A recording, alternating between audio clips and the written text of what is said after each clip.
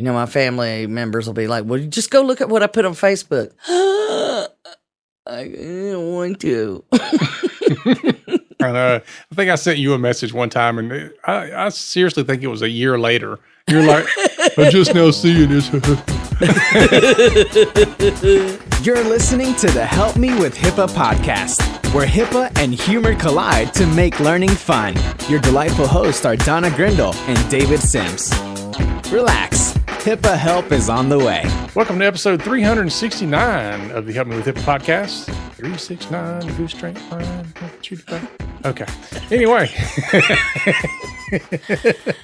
I didn't see that one coming. We're going to be talking about Facebook, Amazon, and PHI today. Because guess what they all have in common? More than they should. Exactly. That's a good one. Yeah, but first we want to ask you, if you like today's episode or any other one that you listen to, please leave us a review. We appreciate that. And if we offend you, please let us know. Yeah, I'm sure you will. Thanks to all the donors out there. And thanks for you for joining us today in this wonderful episode. So, Don, I do want to mention that we are having some issues.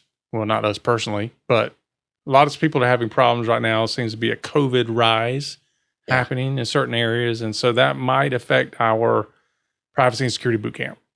Yeah, we're trying to hang in there, but the term drops like flies is not one I like to use in this scenario, but that's what it feels like. But we're trying. We're working on it. We'll probably know by next week what we're going to have to do, but we had a client that contacted us and said, look, we can't work on any of our projects right now because like 13 people are out with COVID. And this new BA5 variant just says, hey, what's up? Ain't nobody ever seen me before. So that's exactly what it says.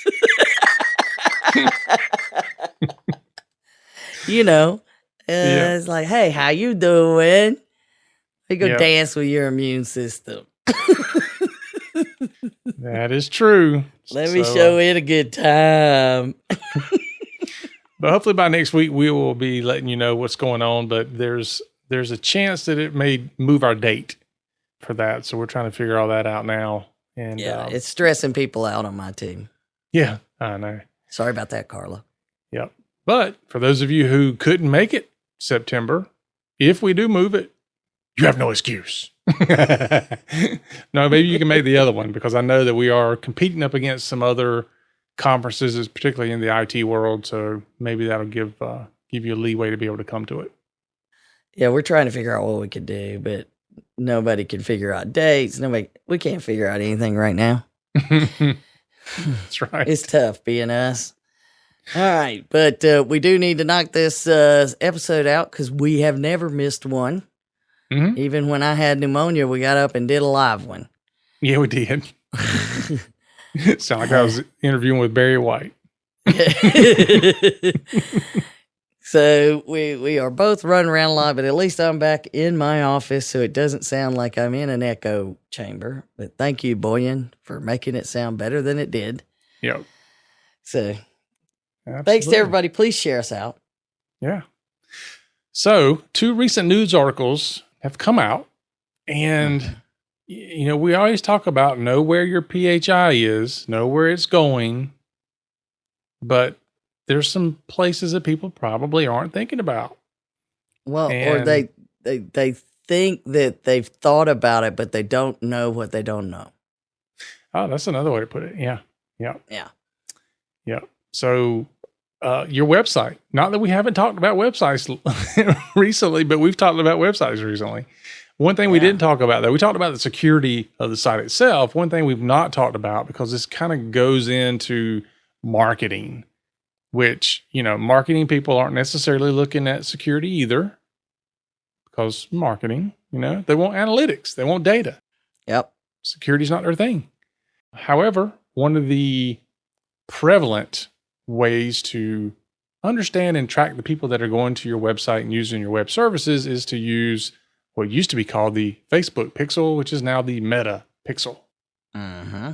And that's what surrounds a lot of today's episode. Well, I mean, it's just the beginning of it. I mean, this came out years ago. There was a lawsuit. I think the article even mentions it. But the concept that if I am on a healthcare website that automatically sends the information of my interaction to Facebook for analysis,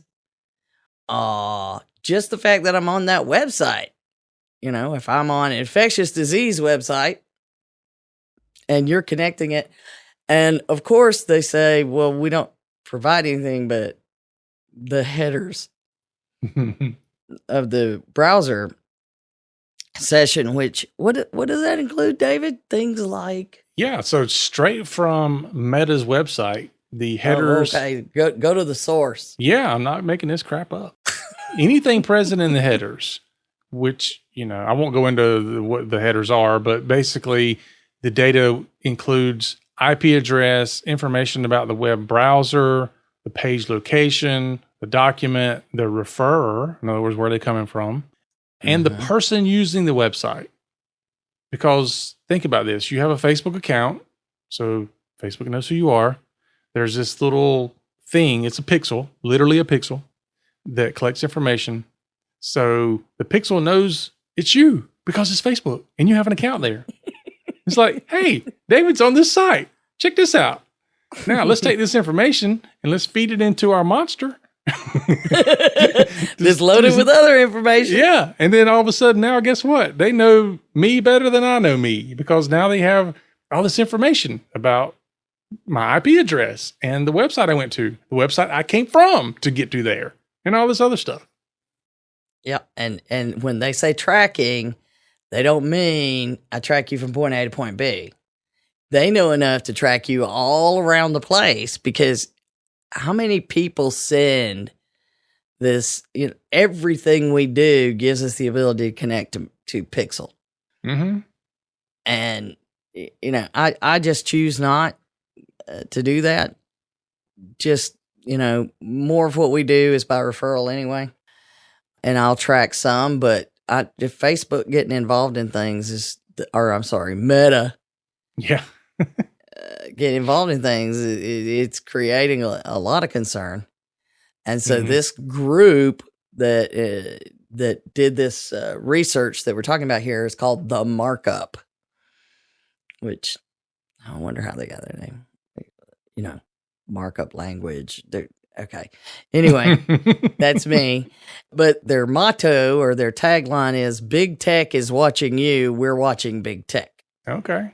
Yeah. So I thought it was interesting, but it is a nonprofit newsroom that investigates how all this stuff ties together. So, they're trying to say, we're just going to go look and see what's happening up in there with all your data. And that's how they went down what they call the pixel hunt. A pixel hunt. Like an Easter egg hunt? No. But they did this, it's not hard to do, folks. You can go and look at the code of a web page to see if they are sending information to Meta using the Meta Pixel, right? Mm-hmm. Now, I'm not saying everybody should go want to do that, but it's fairly easy to do. So they can run scripts against the web page and see what the web page is doing, and it is not that secret because it's an API. The Pixel is essentially an API where you bundle all this stuff up, stick it in their envelope, the Meta Pixel, and shoot it over to them, and they're like, "Thank you. We'll add it to our other bazillion pieces of data." Mm-hmm. Yeah, because the pixel itself collects quite a bit. Now, do you want to get in that later or now about what it? No. Well, I mean, yeah, go into what so we've got the stuff that's in the header. It could be in the header. Mm-hmm. And then depending on how you use the website and the tools, then you can send all these things. You can attach these things in your little pixel transmission. So what are those things? So yeah, other than the headers, there's pixel-specific data, which includes the pixel ID and the Facebook cookie. So did you know Facebook was a cookie monster? Yeah. So noting whether or not you're signed into Facebook is what that cookie is doing. Yeah. Right? It connects you. So, and anytime they say something specific, like with a hyphenated word, something specific data, to me, it's like, okay, you're not really telling me everything here. But the other thing is button click data. So that includes any buttons clicked on by the visitors, the labels of those buttons, and any pages visited as a result of clicking the button. So just think about that. You're on a medical form, and you're filling out the form, and you're clicking these buttons on the form. Mm-hmm. All that information is going. Here's a good wide open one for you. Optional values. Developers and marketers can optionally choose to send additional information about the visit through custom data events. An example would be conversion value, page type, and more. Of course, that sounds, innocuous. And then That's a good way to put it. And then lastly, form field names.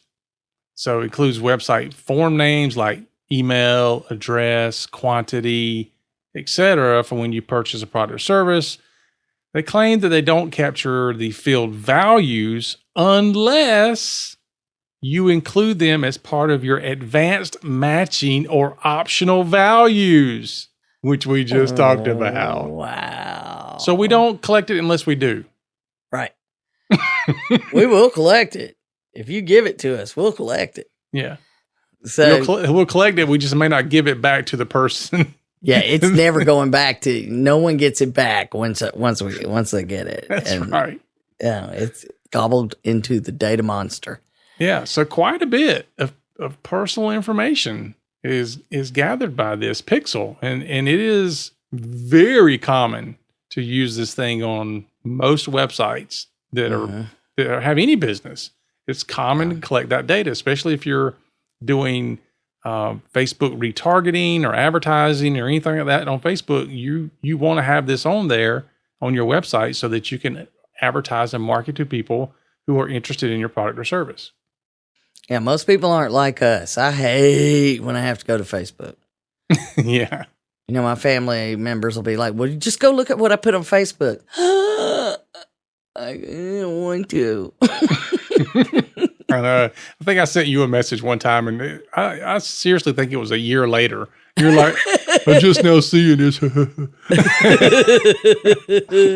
just like a little late now. Yeah, the humor's over because I'm sure it was a joke. But for the most part, if you review what this group did, they went through and looked for the little scripts to see if they were there. And then if they were, what were they sending? Mm-hmm. Doesn't seem too complicated, really. Yep. Anybody could do that to their own website. Hint, hint. If you are using these kinds of tools, doesn't matter what anybody's told you. Don't believe them until you see it with your own eyes. Mm-hmm. Because let's review what some of the findings of the research and tests, because they scanned the website. So they pulled Newsweek's top 100 hospitals. They weren't even like going to doctor's offices, which is much more likely to fall for this stuff being what they got to do. Yeah. I mean, if you're paying somebody to do marketing, and using your website for that, there's a high likelihood you're doing this. Mm-hmm. And they'll tell you every time, we got this covered. But they don't even understand that this is what's happening. Mm-hmm. Because the most of the people that work with these tools don't truly understand what they're doing in the background. Right. So it's that overconfident thing that I assume at any minute I'm going to be wrong about something. And I'm not going to be happy. But they took this list and said, let's just go look at them. And of the roughly 100 they looked at, 33, not 3, 33 of them were identified as sending this patient appointment details and some other things to the Metapixel tracking using that tool. Wow. Yeah, 33. And so here were some examples that they shared of what they found. It was if you were clicking on the Schedule Online Now button for a doctor on the website of Froderter, and why did I pick this example? In Wisconsin, it's a Wisconsin hospital that starts with FRO. Anyway, F Hospital in Wisconsin prompted the Metapixel to send Facebook the text of the button, which would say Schedule Online Now, the doctor's name that we wanted to schedule with, and the condition that they selected from a drop-down menu, which in this case they did Alzheimer's. Sounds like optional values to me. Yeah. So it sent all of that information along with the header information that is the IP address and the computer name, browser information, all of that kind of stuff stuck together. Yeah, because if you're going to market to these folks, it would be nice to market to them with the condition that they have.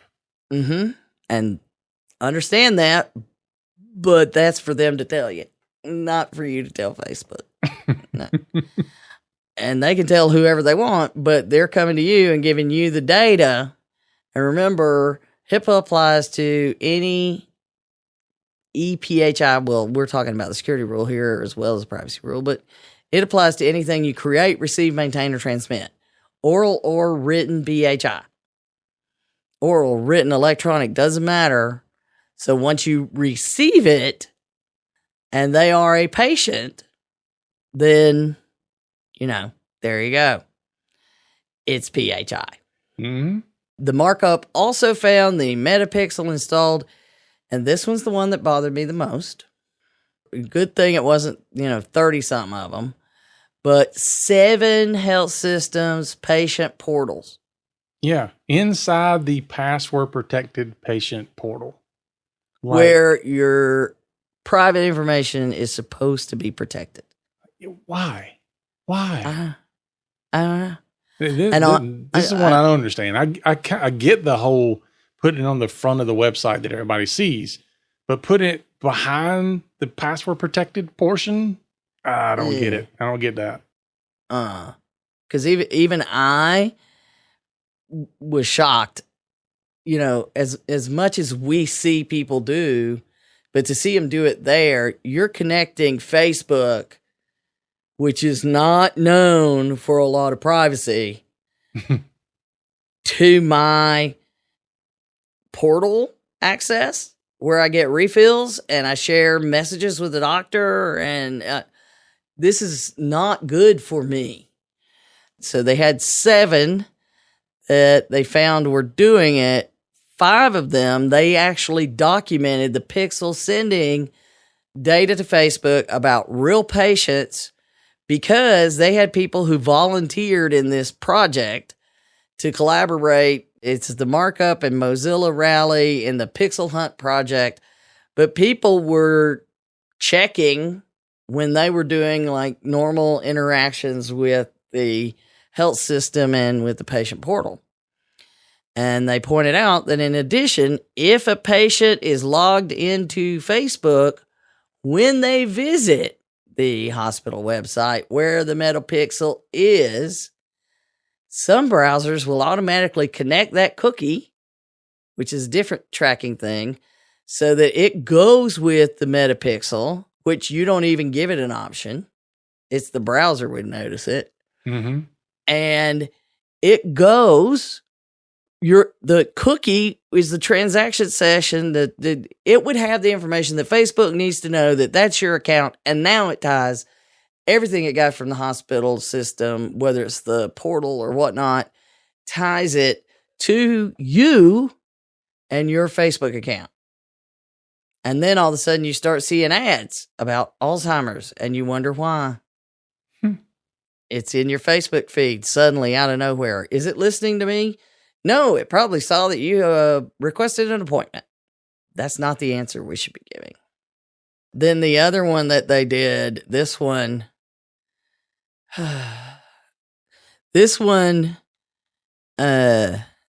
was quite concerning, because when they click the finish booking button on the Scripps Memorial Hospital doctor's page, so you're going to sign up to see the provider through the hospital website, and it's sent to Facebook, not just the name of the doctor and what the doctor's specialty was, but the first name, last name, email address, phone number, zip code, and city of residence that was entered into the booking form for the patient. Good grief.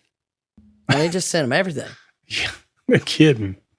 You know, I'm going to see this, and if they were logged into Facebook, even more connected now.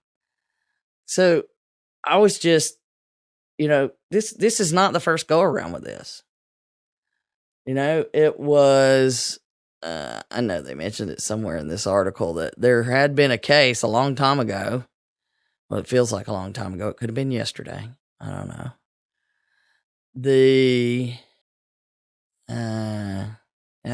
Here's the, because we always say there always has to be something in the Southeast and probably in Georgia. They did say that one real patient who was participating, who was volunteering to do the pixel hunt study, logged into MyChart portal for Piedmont Healthcare in Georgia. Just point out, the Metapixel installed in the portal told Facebook the patient's name, the name of their doctor, and the time of the upcoming appointment, according to what they were able to see in the browser extension that was monitoring it. And then proceeded to show us what it said. And yeah, you can read it. It's right there in the text. Wow. Anyway, there is an older case going back, I want to say 2014 or, 2019. It just feels like it was 2014. It's been so long since then. Lots happened. A class action lawsuit was filed against Partners Healthcare. Anyway, Massachusetts, Mass General, Brigham. And it alleged that they were doing this by installing the megapixel, violating their own policy. And they ended up settling, denying the allegations, admitting no wrongdoing or liability, but paid $18.4 million in the settlement. Well, one would think they might have brought things up and made sure that did not keep going, but no. No, it's 2016. There was a group of plaintiffs. So it did go back a while. There was a group of plaintiffs that sued Facebook and health systems, saying that they had breached their privacy policies by collecting data via these tracking tools. So basically what we're saying is they're doing it. Now, whether they admit it or not, or know what to do with it, I don't know. Because they did, the markup team did provide excerpts of some of the responses from the hospitals. Mm-hmm. We reviewed them. What was our overall feeling? I think none of them understood that it was a risk, and I'd say most of them said, well, we're going to remove it until we have a chance to look into this deeper. And then there was a few, as there always are. Yeah. There was a few that were like, no, we're good. Yeah. Well, and you have the one, let's see, the one in North Carolina, Novant Health. Theirs was a particular example, let's just say, in the article. Now I'm trying to find that, and I've shot past it. But it's in North Carolina. So we have to make sure that we have the Carolinas covered if we have Georgia covered. And it did provide a bunch of information. And for the most part, you will see it's always going to do the IP address and stuff, but it doesn't just stop there. Mm-hmm. In almost every case they found, sending something beyond that will I guess, get your attention that Yeah. it's not just a little bit. Here's the Novant one that it actually sent from the MyChart portal. Ooh. It told Facebook an allergic reaction the patient had to a specific medication. So then the markup group created their own account to the MyChart portal and tried a few things. And just on one little button they clicked, it prompted the Pixel to tell Facebook the name and dosage of a medication in the health record, as well as notes that had been entered about the prescription. And it also sent information when it popped up and asked a question about sexual orientation. It included that information with the Pixel. But one thing a lot of people probably hear about this is somebody saying, well, everybody uses it. How many times have you heard that about technology? Or even about vendors, where everybody uses that vendor. They got to be good. It's kind of like nobody wears a seatbelt. Yeah. I remember those days when everybody's like, we can't have seatbelts. Nobody wears a seatbelt. Yeah. Well, one thing that Novant said that was fairly telling was that their Metapixel placement is guided by a third-party vendor. And of course, they've removed it until they can look into it deeper. But, they're basically saying, we didn't do it. Third-party vendor did it. And how many times have we talked about third party? Yeah, it's not on us. Right. But this third-party vendors is marketing. They're not looking at the security of something. It's like, look, you came to us because you wanted to be able to track patient information to better advertise to your patients. And that's exactly what we're doing. So the one that of all of them, they seem to have some recognition that they maybe didn't know. But one of the responses, now many didn't respond at all, but one of the responses was from Northwestern Memorial Hospital, Christopher King, Chief Media Relations Executive. And while it may seem very confident what you're saying, it makes me ask a bazillion questions.